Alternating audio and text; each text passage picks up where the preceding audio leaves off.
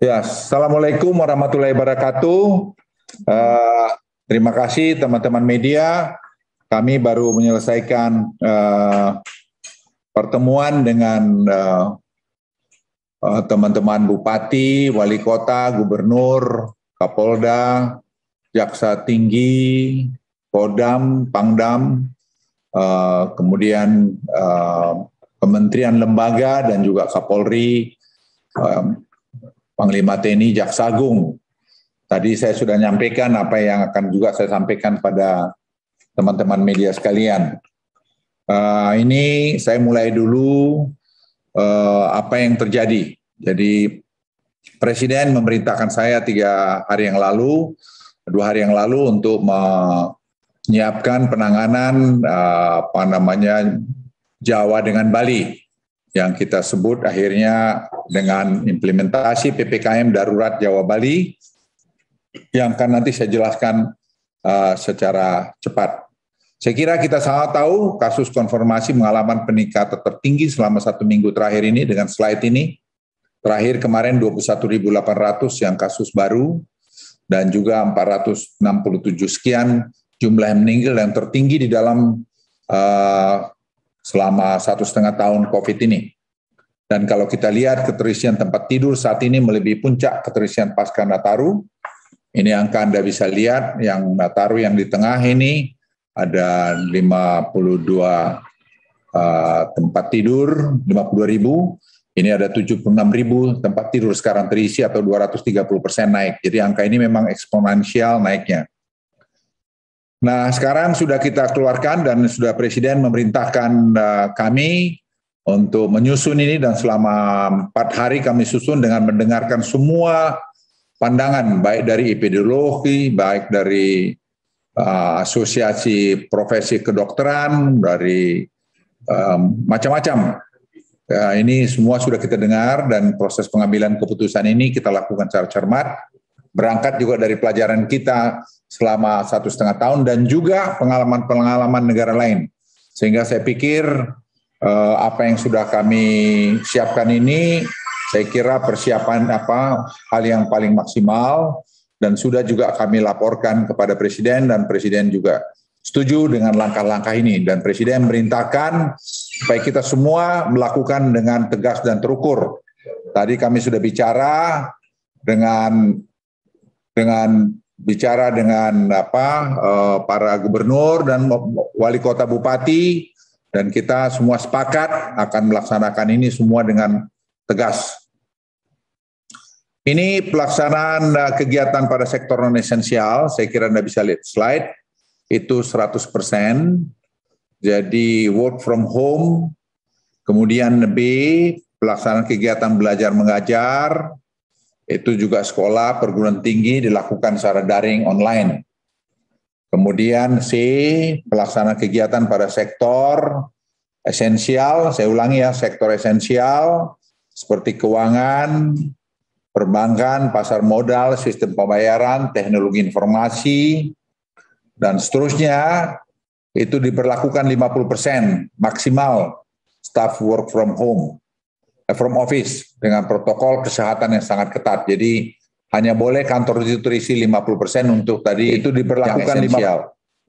Tapi bagi kritikal seperti energi, kesehatan, keamanan, logistik, transportasi, industri makanan, minuman dan penunjang, petrokimia, semen, objek vital nasional, penanganan bencana, proyek strategis nasional, konstruksi, utilitas dasar listrik air, serta industri pemenuhan kebutuhan pokok masyarakat sehari-hari, berlaku 100%, maksimal staff work from office, dengan protokol kesehatan yang secara ketat.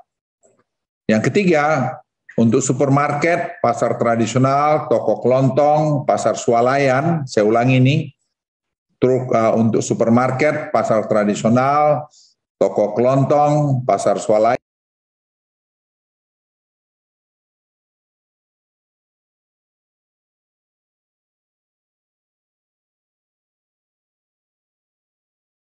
yang menjual kebutuhan dengan kapasitas pengunjung dan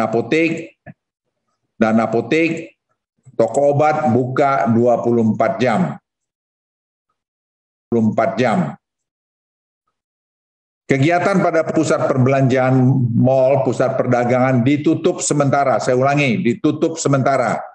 Jadi tidak ada mal yang buka selama sampai tanggal 20. Dan ini kita berharap dalam waktu itu kita bisa akan menurunkan ini sampai mungkin di bawah 10.000 atau dekat 10.000.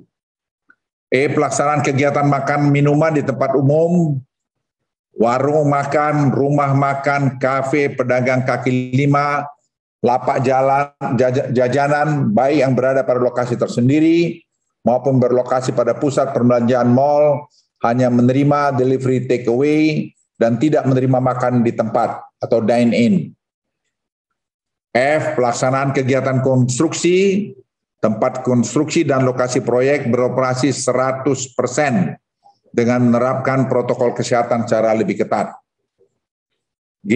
Tempat ibadah, masjid, musola, gereja, pura, wihara, kelenteng, serta tempat umum lainnya yang difungsikan sebagai tempat ibadah ditutup sementara. H. Fasilitas umum, area publik, taman umum, tempat wisata umum, dan area publik lainnya ditutup sementara. Kegiatan seni budaya, olahraga, sosial kemasyarakatan, lokasi seni budaya, sarana olahraga, dan kegiatan sosial yang dapat menimbulkan keramaian dan kerumunan ditutup sementara. Nah, selanjutnya J. Transportasi umum, kendaraan umum, angkutan massal, taksi konvensional dan online, dan kendaraan sewa rental diberlakukan dengan pengaturan kapasitas maksimal 70% dengan menerapkan protokol kesehatan secara lebih ketat.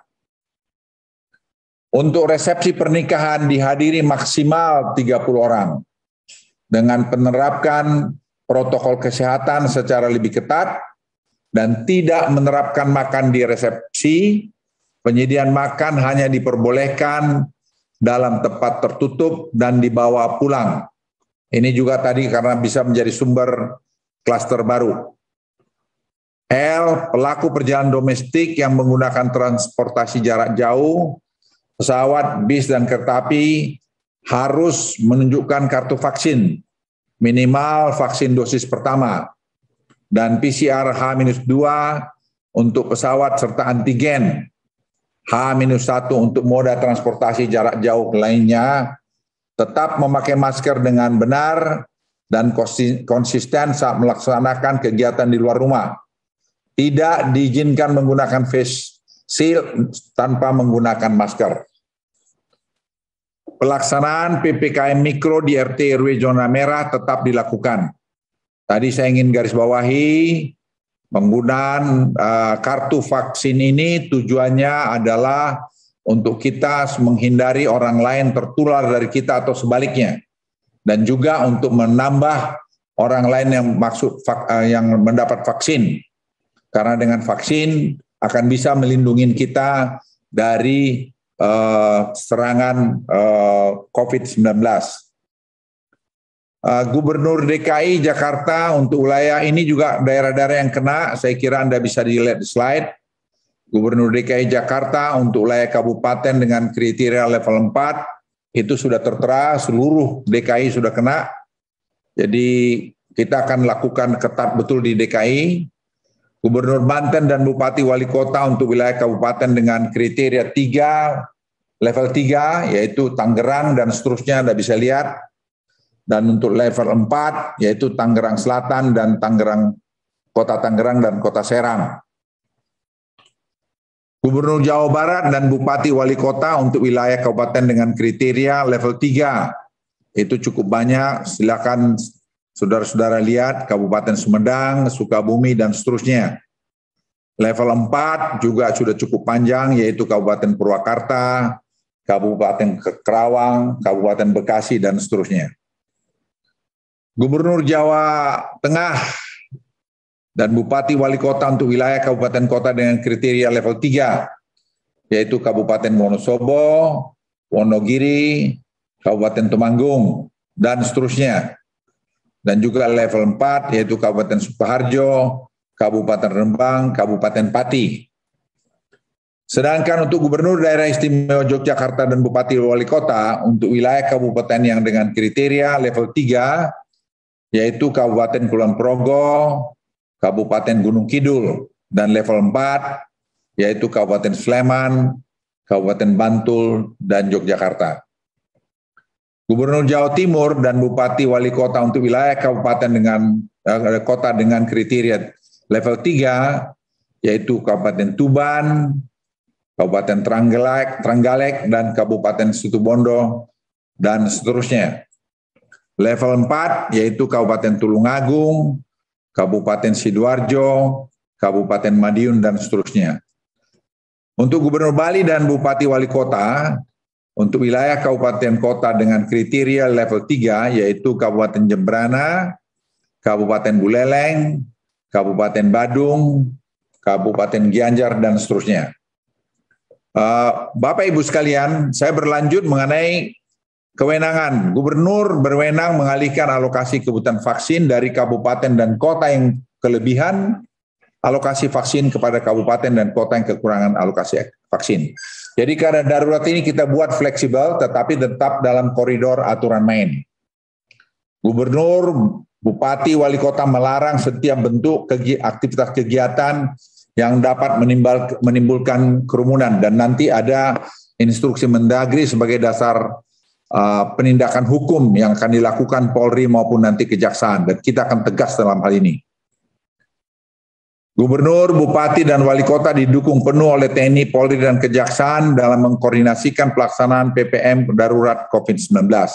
Semua terintegrasi. TNI, Polri, dan pemerintah daerah akan melakukan pengawasan yang ketat terhadap pemberlakuan pengetatan aktivitas masyarakat selama periode PPKM darurat 3 sampai 20 Juli 2021. Bagi daerah kabupaten dan kota yang tidak termasuk dalam cakupan area PPKM darurat, tetap memberlakukan instruksi Menteri Dalam Negeri yang menetapkan PPKM berbasis mikro dan mengoptimalkan posko penanganan COVID-19 di tingkat desa dan kelurahan untuk pengendalian penyebaran COVID-19. Nah, ini yang sangat penting saya kira untuk diketahui. Dalam hal gubernur, saya ulangi, dalam hal gubernur, bupati, wali kota tidak melaksanakan ketentuan pengetatan aktivitas masyarakat selama periode PPKM darurat dan ketentuan poin 2 di atas dikenakan sanksi administrasi berupa teguran tertulis 2 kali berturut-turut sampai dengan pemberhentian sementara sebagaimana diatur dalam pasal 68 ayat 1 dan ayat 2 Undang-Undang Nomor 23 Tahun 2014 tentang pemerintahan daerah. Ini pengaturan detail akan dikeluarkan melalui instruksi Mendagri, dan tadi Jaksa Agung memberikan malah lebih kencang lagi dengan peraturan perundang-undangan yang ada, pelanggaran sampai pemberitaan berita palsu atau hoax, itu pun akan dia lakukan tindakan ya, sesuai dengan ketentuan hukum yang berlaku karena itu dapat mengakibatkan meninggalnya orang lain atau cederainya orang lain. Jadi saya ingatkan kepada kita semua jangan bermain-main dengan berita hoax karena ini menyangkut masalah kemanusiaan. Terkait ketersediaan oksigen, kami sudah meminta kepada Menteri Perindustrian agar memerintahkan para produsen oksigen mengalokasikan 90% produksinya untuk kebutuhan medis. Tadi kami sudah rapat dan kita sudah tata. Ya, dari apa yang kita lihat, kalau keadaan seperti ini, insya Allah kita akan semua tidak ada masalah soal ini. Termasuk suplai obat-obatan. Tadi Menkes juga ada di sini, nanti akan memberikan penjelasan. Nah, pola operasi PPKM darurat yang di wilayah Jawa Barat dan Bali, saya kira sudah bisa terlihat jelas tingkat pusat apa yang dikerjakan, tingkat provinsi apa, dan tingkat kabupaten kota juga apa. Jadi semua sudah jelas siapa berbuat apa. Nah, saya masuk pada bagian sedikit yang penting sekali untuk dipahami. Presiden memberikan instruksi ini bukan sekedar untuk penanganan COVID, tapi juga penanganan khususnya rakyat yang bawah, marginal. Itu supaya mereka penderitanya jangan bertambah-tambah. Ini penting sekali para media untuk ketahui, perintah Presiden itu clear, loud and clear. Dan itu diberitahu ke saya. Jadi jangan sampai rakyat ini menderita berkelanjutan. Oleh karena itu tadi kami sudah rapat mengenai bansos. Nah, karena jujur kita juga tidak pernah memprediksi setelah Juni tahun ini keadaan ini terjadi lonjakan lagi. Karena inilah yang kita ketahui baru. Jadi banyak ketidaktahuan kita mengenai COVID ini. Dan ternyata setelah bulan Juni ini kenaikannya luar biasa. Dan oleh karena itu tadi kami sepakat bansos akan digulirkan lagi. Jadi tadi Ibu Risma, Ibu Menteri Keuangan, Gubernur BI, dan juga beberapa teman-teman lainnya, kami telah bertemu dan kami sudah sepakat untuk ini semua kita bantu lagi. Pemulihan ekonomi juga telah terjadi di pertengahan tahun 2021 ini. Jadi kalau ada pengamat mengatakan begini begitu, saya pengen juga ketemu dia. Ini data yang menunjukkan. Ya, data menunjukkan. Jadi kalau bersoal tidak usah cari popularitas publik, datang saja ketemu saya akan layani untuk bicara di mana. Jadi jangan kita bohongi rakyat itu. Ini data-data saya kira bisa dilihat, pemulihan ekonomi menunjukkan keberhasilan, langkah-langkah kebijakan yang dilakukan pemerintah selama masa pandemi ini. Selama masa pandemi ini, kita berhasil, Presiden berhasil semua bernavigasi di antara keadaan-keadaan yang sulit. Pemerintah telah melakukan koordinasi untuk menambah dan mempercepat penyaluran bantuan sosial selama PPKM darurat, terutama untuk melindungi masyarakat menengah ke bawah. Jadi Presiden menekankan masyarakat menengah ke bawah betul-betul harus dilindungi. Melalui langkah tersebut, dampak PPKM darurat akan dimitigasi dan recovery ekonomi kita juga dapat pulih lebih cepat dari sebelumnya.